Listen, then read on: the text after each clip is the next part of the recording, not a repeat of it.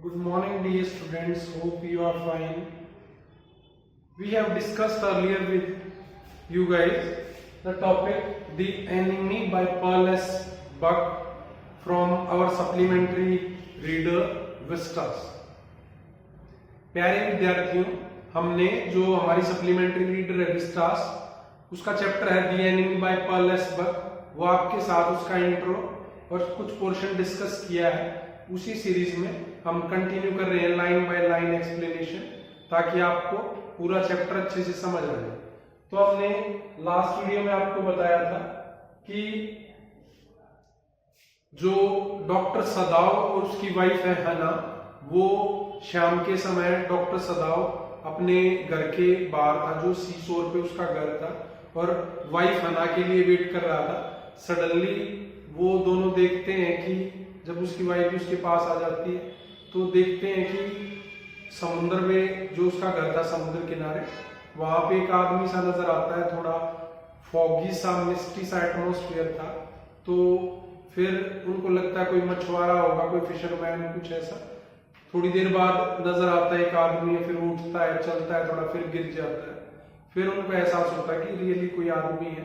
फिर वो उसके पास जाते हैं तो देखते हैं एक ब्लॉन्ड मैन है, वाइट मैन है, अमेरिकन है। फिर कैप वगैरह से पता चलता है वो यूएस नेवी का सेलर है। अब वो वुंडेड है, घायल है, बुलेट शॉट लगा है उसको, तो घाव रिस भी रहा है और चट्टान से, रोक से, पत्थरों से भी उसको चोट लग गई है, तो वो अनकॉन्शियस है। तो ये द्वंद्व रहता है दोनों में कि इसको घर ले जाएं, वापस समुद्र में डाल दें। तो दोनों डिसाइड करते हैं कि इसको समुद्र में डाल दें, लेकिन फिर दोनों कर नहीं पाते हैं क्योंकि वो मरने की हालत में है। तो तब हना सदाव से पूछती है और सदाव हना से, will you be able to throw him back into the sea? And both answered in no. Then they said we must carry him into the house. Last video में हमारी लास्ट लाइन है, we must carry him into the house, कि हमें इस sailor को, इस American को, इस प्रिजनर ऑफ वॉर को, व्हाइट मैन को अपने घर ले जाना चाहिए, क्योंकि ये वुंडेड है, अदरवाइज ये मर जाएगा। Then Sadao asked, but the servants, what will be their reaction? It was the normal question of doctor Sadao to his wife Hana, but the servants, what will be their reaction, what will be their replies, what will they think? It can be the case they report the matter to the police or to the authority, then the children and stake of Dr. Sadav will be at stake. We must think of the children and your position. Hana told Dr. Sadav that we must think of children and your position, but still they were of opinion that we must carry him into the house. दोनों decide करते हैं, सोचते भी हैं, servants के बारे में भी डिस्कस करते हैं कि सर्वेंट क्या सोचेंगे, कहीं रिपोर्ट कोई अथॉरिटीज को मैटर रिपोर्ट ना कर दे। बच्चों का भी देखना है और डॉक्टर सदाव की पोजीशन भी देखनी है। एक रेपुटेड डॉक्टर है, काफी रिस्पेक्ट है उनकी। फिर भी वो डिसाइड करते हैं कि उसको घर के अंदर लेके जाएं। दोनों पिक करके उसको घर के अंदर ले जाते हैं। They took him to an empty bedroom, that was Sadao's father's bedroom. Everything was Japanese because the old man was Japanese to the core. फिर वो दोनों उसको उठा के एक खाली बेडरूम में ले जाते हैं बाहर की तरफ से। वो सदाव के फादर का बेडरूम था, जो सदाव के फादर थे, अब नहीं है वो, तब से वो नहीं है, तब से वो रूम खाली पड़ा है और हर चीज बिल्कुल जापानीज थी, कुछ भी फॉरेन का नहीं था। बेड भी जापानीज था, क्योंकि जो ओल्ड मैन था सदाव का फादर, उसको अपने देश से बहुत प्यार था और वो फॉरेन चीजों को एक्सेप्ट ही नहीं कर सकता। He is so dirty, better be washed. हना उसको देख के कहती है व्हाइट मैन को कि ये बहुत गंदा है, इसको साफ कर दिया जाए, क्लीन कर दिया जाए। सदाव was of same opinion and asked Hannah to asked servants to clean that white man. Hannah moved to her house to ask servants for cleaning the white man. जो डॉक्टर सदाव और हना को कहता है कि ये इसको साफ कर देंगे तभी ठीक होगा, तब जो डॉक्टर सदाव है कहता है कि सर्वेंट्स को बुला लेना चाहिए। पहले वो डिसाइड करता है कि वो खुद क्लीन करेगा, but Hana said that I will not allow you to touch a white man, मैं आपको अलाउ नहीं करूंगी कि आप एक व्हाइट मैन को क्लीन करें। फिर वो सर्वेंट्स को बुलाने जाती है। उसके बाद doctor Sadao checks the pulse which was very faint and check the heart which was yet alive, he will die unless he is operated on. It was his inner feeling. He would have died if he was not so young. He was only 25. That was opinion of Dr. Sadav. जब हना servants को बुलाने के लिए चली जाती है तो डॉक्टर सदाव चेक करता है, उसकी पल्स जो नब्ज है काफी फेंट थी, स्लो थी, पर उसका हार्ट जिंदा था, पल्स थी, वो मर जाएगा अगर ऑपरेशन नहीं किया गया। अब तक शायद वो मर भी गया होता अगर वो इतना यंग ना होता। वो लगभग 25 साल का है। उधर हना called for Yumi. Yumi was a servant in her house who was taking care of her children. Children heard her voice and she had to go to them and smile at them and play with baby boy who was hardly 3 months old. हना ने Yumi को बुलाया। Yumi जो उसके बच्चों की care taker थी। बच्चों ने हना की आवाज सुन ली, हना को उनके पास जाना पड़ा, उनकी तरफ हना ने स्माइल किया और जो छोटा सा उसका बेबी बॉय था लगभग 3 महीने का, उसके साथ थोड़ी देर खेलना पड़ा। फिर वो हना को लेके उस बेडरूम की तरफ आ रही थी तो रास्ते में उसको 2 सर्वेंट्स मिले, दोनों डरे हुए थे। उनमें से एक ओल्ड गार्डनर था जो हाउस सर्वेंट भी था और डॉक्टर सदाव के फादर के टाइम से था, तो वो डायरेक्ट हना को कह देता है कि white man ought to die first. He was shot, then secondly it was sea and rocks. They will take revenge on us. तो जो ओल्ड गार्डनर है वो कहता है हना को कि जो ये व्हाइट मैन है जिसको आप ले आए हो, इसको मरना ही चाहिए। पहले तो एनिमी है, इसको गन शॉट लगा है, फिर समुद्र में रॉक से घायल हो गया है, वो दोनों बदला लेंगे हमसे। जो हना है वो भी डरी हुई है। She is also frightened but she is not superstitious. She told the old gardener that she will tell to doctor Sadao और to the master what is his opinion. Then she asked Yumi to wash the white man. Yumi said that I have never washed the white man. Hana got angry and cried upon her and asked her that she will do what her master will ask her to do. हना ने Yumi से कहा कि जो white man है उसको clean कर दो। यूमी कहती है कि मैंने कभी भी किसी व्हाइट मैन को क्लीन नहीं किया है। हना को गुस्सा आ जाता है, उसके ऊपर चिल्लाती है कि तुम वही करोगी जो तुम्हारा मास्टर कहेगा। पर यूमी के चेहरे पे एक स्टबर्ननेस, एक रेजिस्टेंस देख के वो डर जाती है।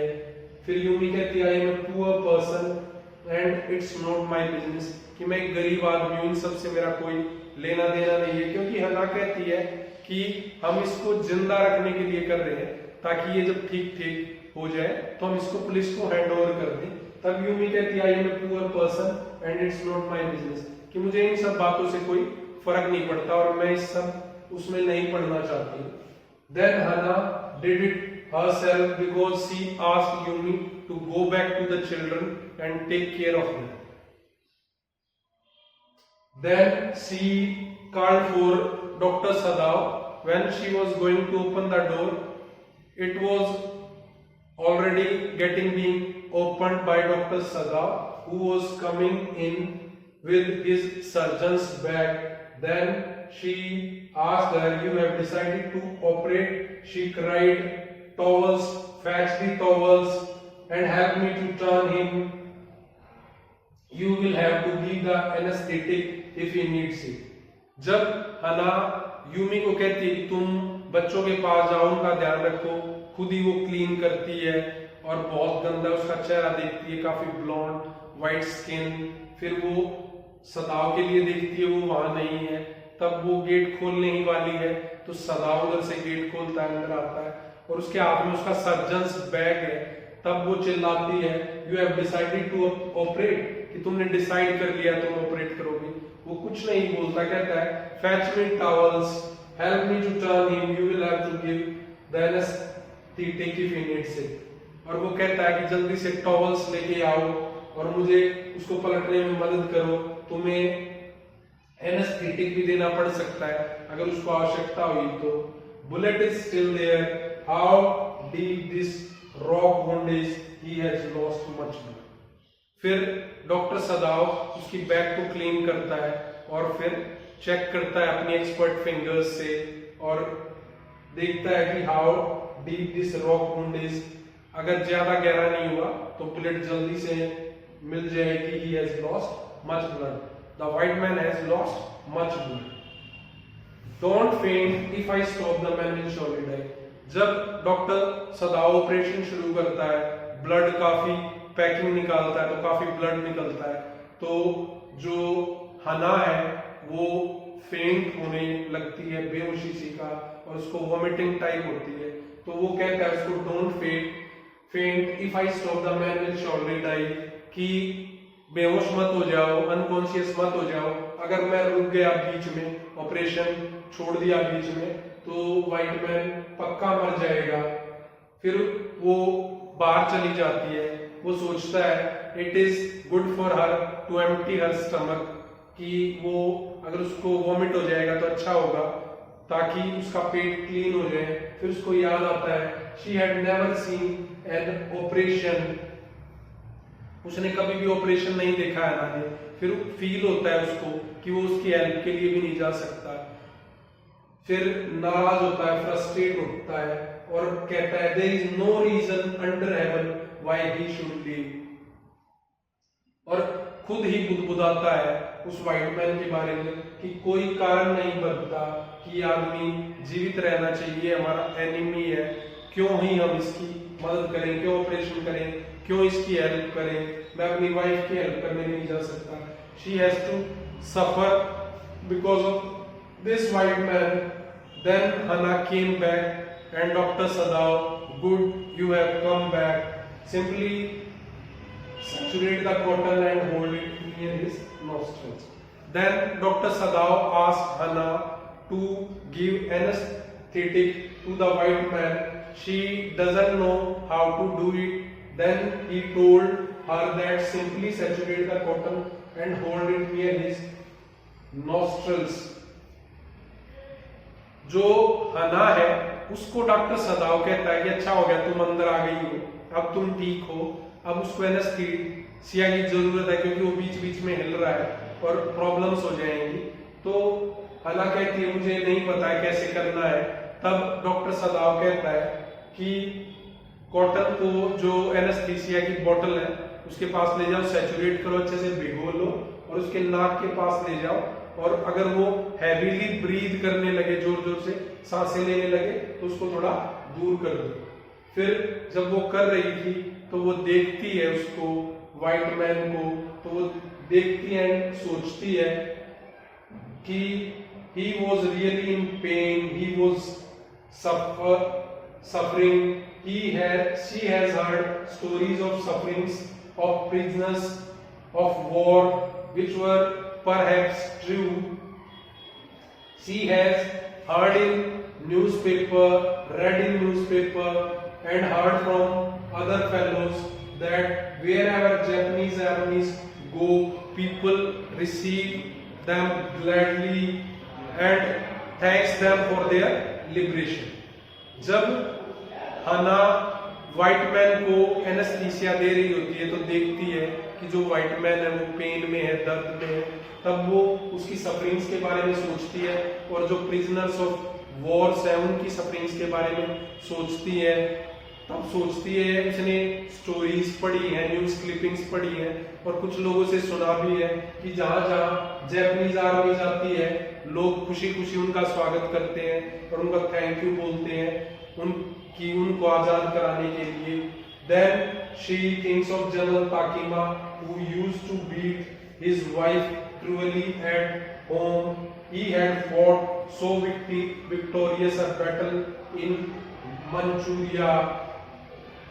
फिर सोचते सोचते हना को जनरल ताकिमा की याद आती है और उसके बारे में सोचती है कि जो आदमी घर पर अपनी वाइफ को इतना क्रूअली, निर्दयता से, बर्बरता से पीटता है और उसने इतनी बहादुरी से जो मंचूरिया की बैटल लड़ी है और जीती है, तो क्या वो वहां दुश्मन देश के सैनिकों के साथ, उन लोगों के साथ उतना क्रूअल नहीं होगा, जबकि वो अपनी वाइफ के साथ घर पर ही इतना क्रूअल है।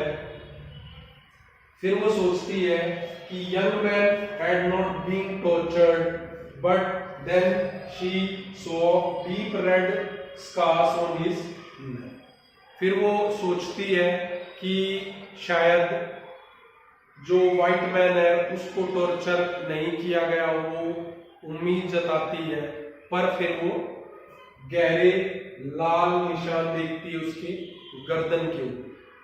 तो प्यारे बच्चों, आपने अभी तक आपको शायद समझ आ गया होगा कि जब व्हाइट मैन सी शोर पे अपने घर के बाहर समुद्र किनारे हना को डॉक्टर सदाव को मिलता है, तो दोनों पति पत्नी फाइनली डिसाइड करते हैं उसको घर ले जाएं और फिर घर ले जाके उसको सदाव के फादर के बेडरूम में ले जाते हैं। हमेशा से वो खाली पड़ा है, फिर वो काफी गंदा है, मड वगैरह है, तो उसको ऑपरेशन करने से पहले, उसका इलाज करने से पहले उसको क्लीन करना पड़ेगा।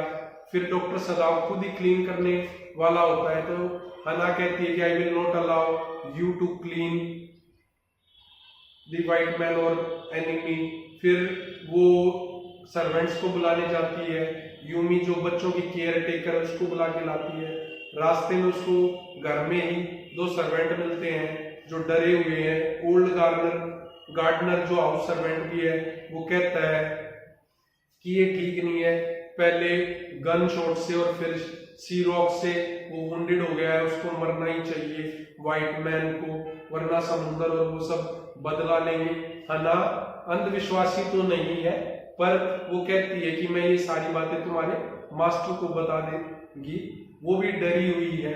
फिर वो हॉट वाटर के साथ और यूमी के साथ उस रूम में पहुंचती है। डॉक्टर सदाव वहां नहीं है। तब यूमी मना करती है, कहती है कि मैंने कभी भी किसी व्हाइट मैन को क्लीन नहीं किया। हना को गुस्सा आता है, उसके ऊपर शाउट करती है कि तुम्हें वही करना पड़ेगा जो तुम्हारा मास्टर कहेगा। पर एक स्टबननेस और रेजिस्टेंस यूमी के चेहरे पर देखकर वो उसको कहती है कि तुम बच्चों के पास जाओ और उनका ध्यान रखो, मैं खुद ही कर लूंगी। फिर वो खुद क्लीन करती है। फिर वो सदाव को देखती कहाँ है वो, फिर वो सदाव अंदर आता है, उसके हाथ में सर्जन्स बैग है, उसको पता चल जाता है। वो चिल्लाती है कि तुमने डिसाइड कर लिया है कि तुम इसके ऊपर ऑपरेशन इसका करोगे। फिर वो कुछ नहीं कहता और कहता है टॉवल्स ले आओ। फिर वो ले आता है, अपना सारा सामान फ्लोर पे रख लेता है, सर्जिकल उस पे। फिर उसको जब पैकिंग निकालता है वो व्हाइट मैन की, जो उसने मोस की पैकिंग की थी, गांव के ऊपर काफी ब्लड निकल जाता है। हना फेंट होने को होती है और वोमिट होने को होती है। तो वो कहता है कि डोंट फेंट, अगर मैंने ऑपरेशन बीच में रोक दिया या इलाज बंद कर दिया बीच में तो वो मर जाएगा। फिर वो बाहर चली जाती है और वो सोचता है कि अच्छा होगा वो अपना स्टमक एम्प्टी करके आ जाए। फिर वो आ जाता है। फिर वो उससे कहता है बीच बीच में हिल रहा है, इसको एनेस्थीसिया की जरूरत है। उसको पता नहीं होता ना को कैसे एनेस्थीसिया देना है। फिर वो उसको कहता है कि बोतल के पास ले जाओ कॉटन को और पूरा उसको भिगो लो, सैचुरेट कर लो और उसके नाक के पास लगा लो। अगर वो हैवीली ब्रीथ करने लगे तो उसको दूर कर लेना। फिर हना उस व्हाइट मैन को देख के सोचती है कि कैसे प्रिजनर्स हैं जो सफर करते हैं, उसने ऐसी कहानियां भी सुनी है। फिर उसने न्यूज में क्लिपिंग्स पढ़ी है, देखी है कि जापानीज आर्मी जहां भी जाते हैं लोग उसका खुले दिल से स्वागत करते हैं और थैंक यू कहते हैं कि उनको आजाद करा दिया। पर वो फिर सोचती है कि जनरल ताकीमा जैसे कमांडर को कैसे लोग ग्लैडली रिसीव कर सकते हैं और कैसे वो लोगों को टॉर्चर नहीं करेंगे, जबकि वो घर पे ही अपनी वाइफ को इतना क्रूरली बीट करता है। उसने मंचूरिया की बैटल जीती है, पर क्या वो टॉर्चर नहीं करेगा? और फिर वो होप करती है कि white man had not been tortured but she saw deep red scars on his, और फिर वो गहरे लाल निशान देखती है उसकी गर्दन पर। तो प्यारे बच्चों, जो बाकी पोर्शन बचा है लाइन बाय लाइन एक्सप्लेनेशन में चैप्टर का, वो हम नेक्स्ट वीडियो में शेयर करेंगे ताकि आपको बुक पढ़ने की आवश्यकता ना पड़े और लाइन बाय लाइन आपको क्लियर हो। Thank you, have a nice day.